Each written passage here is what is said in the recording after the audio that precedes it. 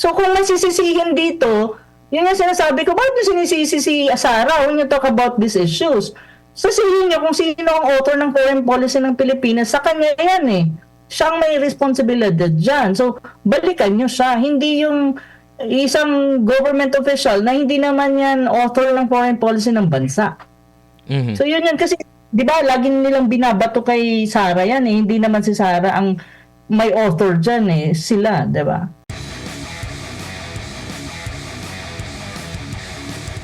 Di ba nagkaroon din ng military agreement with Japan naman, di ba? And may pumalag din diyan mga kapitbahay natin dito sa Southeast Asia nang sabi pa ay may kalayaan kayo pero maganda siguro kunan din ng kumbaga punto yung mga kapitbahay mo na bansa dahil hindi lang naman sa inyo yung lugar na yan dito sa Southeast Asia, hindi lang naman kayo-kayo ang nandito.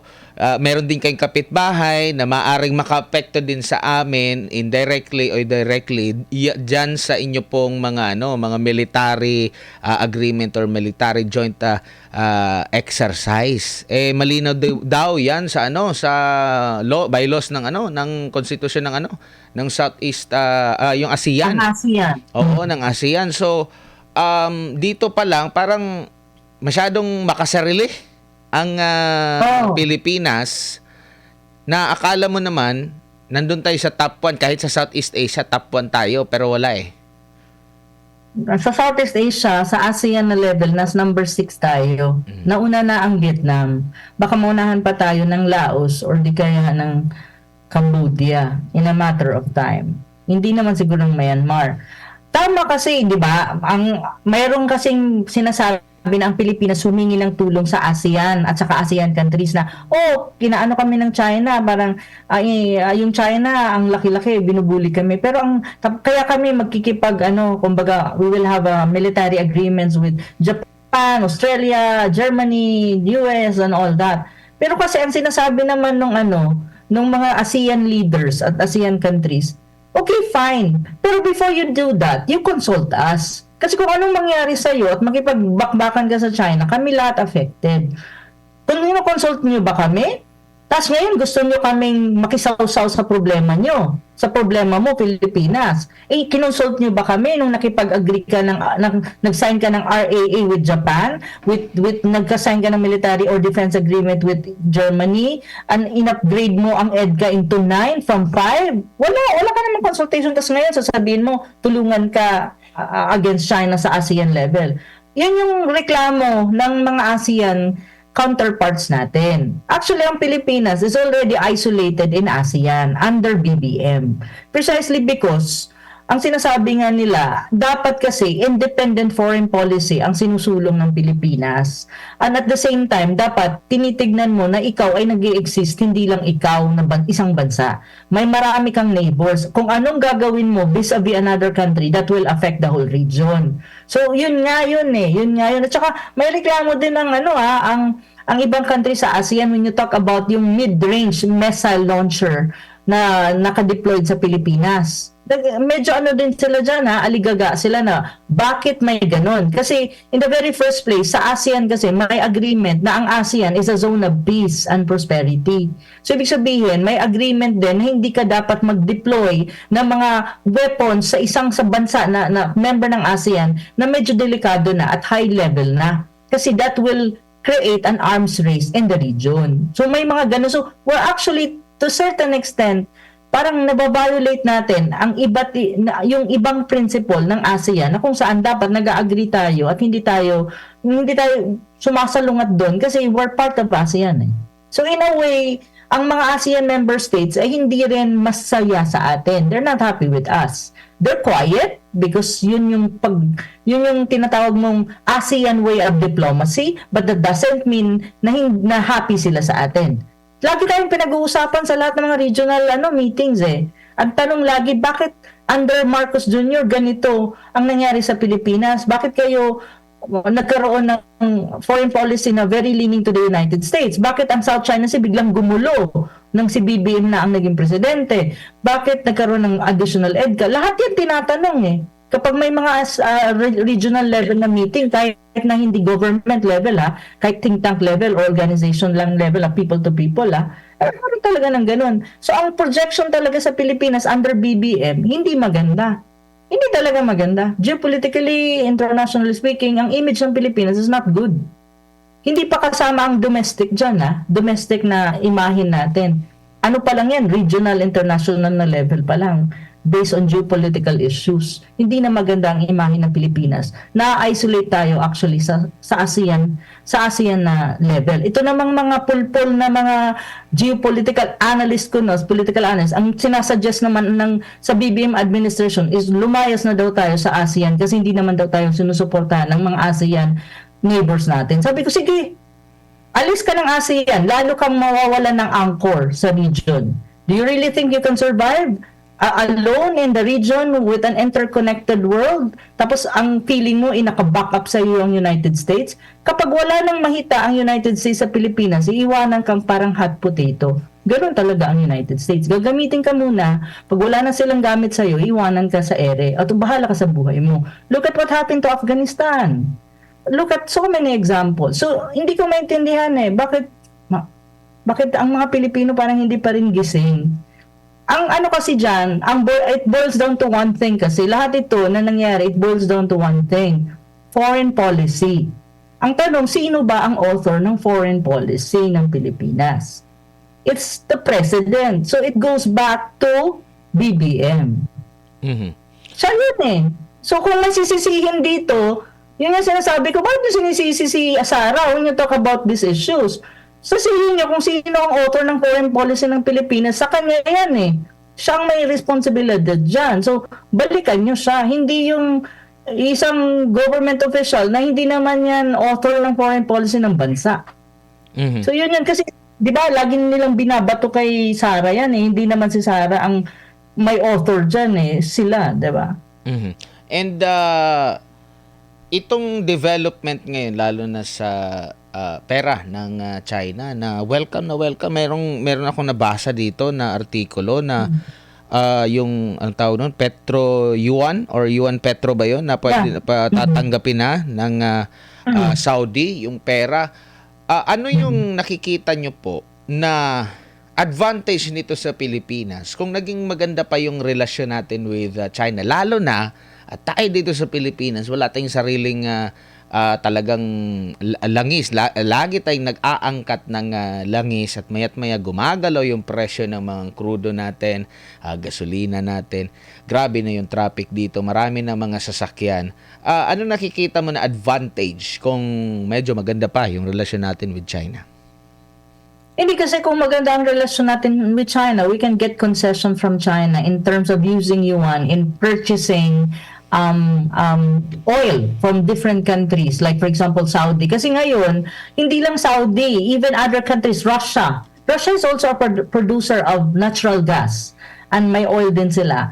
Nagbebenta yung mga yan. At syempre, Saudi Arabia, they are accepting yuan as a currency sa pagbibili ng mga petrolyo at saka ito yung mga oil products, including crude oil. So kung mayroon kang magandang relasyon sa China, you can actually make a negotiation na through China you can buy this kind of products na mas mababa ang presyo. Kasi if you look at the exchange rate, mataas pa rin ang exchange rate when you talk about the dollars. Mataas Ang magkano ba ang Philippine peso to yuan? 7 pesos to 1 yuan? How much is the dollars as against 2 peso? It's 58, 59. So makikita mo yung difference. So in a way, pwede tayo makatipid at maging mas strategic sa atin yun. And one thing though, ito din ang dapat nating maintindihan. Itong pag-change ng currency, na international currency, mangyayari yan in a matter of time. Ngayon, dahan-dahan.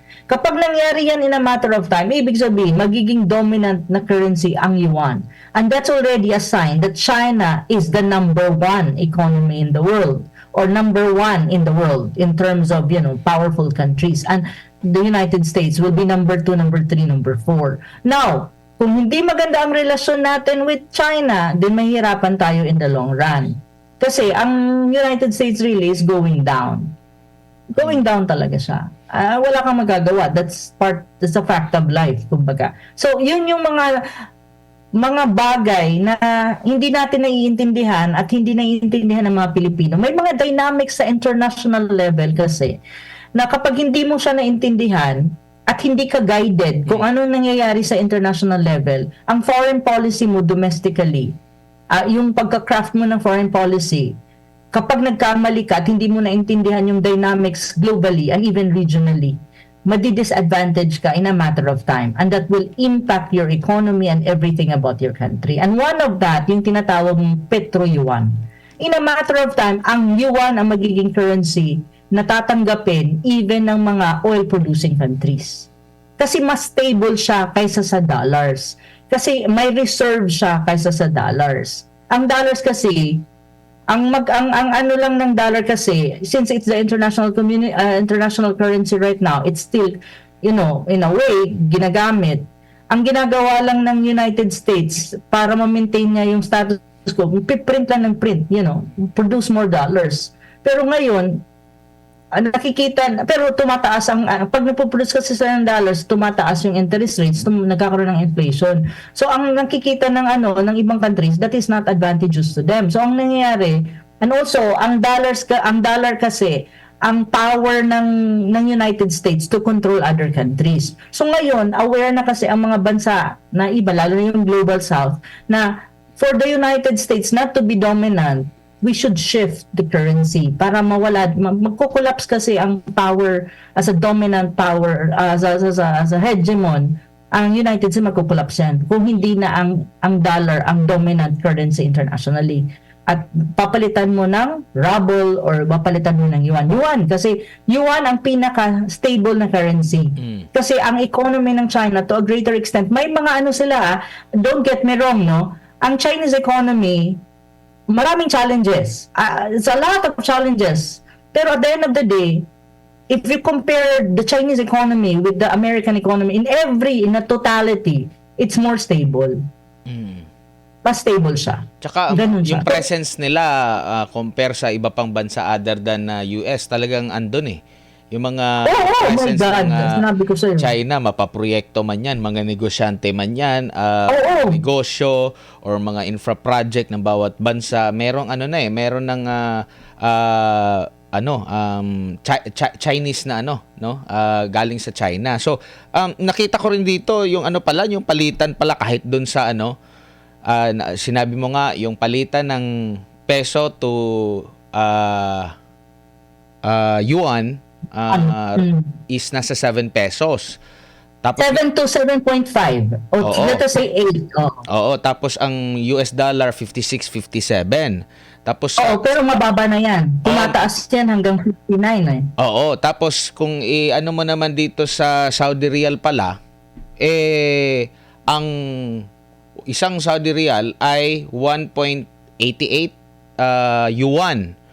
Sa dollar naman, $0.27 ang isang yuan. So mas malapit tayo pag dito tayo sa sa yuan talaga kaysa doon sa peso. Philippine peso to dollar mahigit halos 6 na pong piso. So doon pa lang mas friendly itong China kumbaga. Oo, kaya nga sinasabi ko mas makakamura tayo, mas makakasave tayo ng pera. Kumbaga. Ang kaso, paano mo gagawin yun? May gitgitan tayo with China. At tingin ko, itong BBM administration, hindi ko alam kung bubuti ang relasyon natin with China under BBM. Pero nakikita nyo ba, kung magkakaisa itong Southeast Asia rin, na mananawagan. Do paunti-unti meron nang naririnig tayo iba't ibang mga side mula sa Southeast Asia nagbibigay ng mga hindi indirectly pero alam mo na nagbibigay ng payo sa atin. Tingin mo kung lalakas pa ito, may chance pa bang bumawi? Bumawi tayo? Kumbaga parang okay, sige, magkakaisa na lang tayo ulit, no, common goal natin.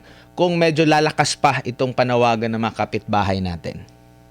Hindi, pwede naman kung hindi tayo makikinig sa United States and we will decide on our own as a country.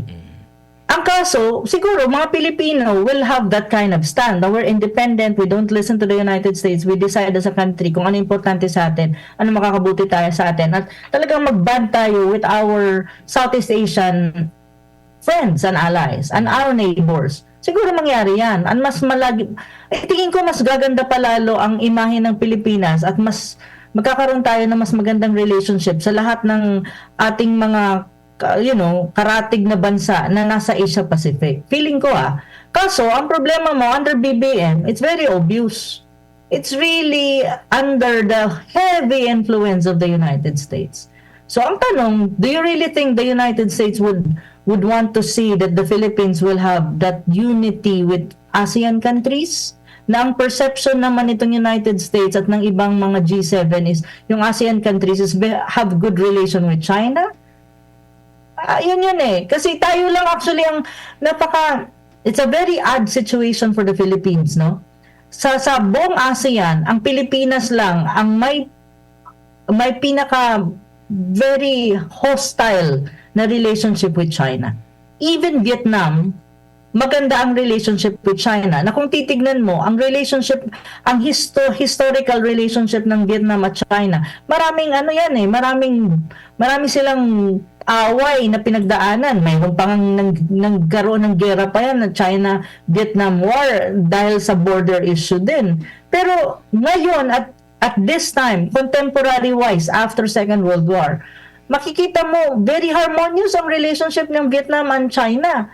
But they also have conflict over the South China Sea kasi nag-overlap yung mga claims ng Vietnam is also being claimed by China. Parehas pa sila ng claim. Sovereignty ang issue nila. China claims some parts of the South China Sea na kiniklaim ng China na sovereignty, na ibig sabihin pag-aari daw ng Vietnam. Ang China, the same. Mas mahirap na yun Kaya lang, mahirap yan i-resolve. Sa atin, easy nga lang tayo. Sila sovereignty. Pero if you really look at the relationship of the two countries, very harmonious. Vietnam benefits a lot from Chinese investment, tourism, lahat na market and all that. Pero kung, yun nga Pero anong tingin mo sa Pilipinas? Kasi nga, ang Vietnam is very independent when you talk about its foreign policy. Hindi mo madidiktahan ng Vietnam. Even United States will not be able to dictate. No country can dictate. It will work as a country based on its national interest. Ang Pilipinas kasi, hindi ganon. At this time, under BBM, I don't think so. Pero, yun ang sinasabi ko, hindi natin kaya maging independent na country na magkaroon ng independent foreign policy. Kaya. Nangyari na yan sa panahon ni Digong Bakit hindi nasundan? Yun lang yun Bakit hindi na lang sinundan or nasundan yun? Tarang sinusugan lang ba yun? Kaso BBM, siya 180-degree pivot So, yun yung nangyari. So, mahirap pa. Kung tayo lang ang tatanungin, kaya natin mag-unite, kaya natin maging closer pa sa ASEAN counterparts. Pero, if this administration will continue to accept the heavy influence of the United States, I don't think so.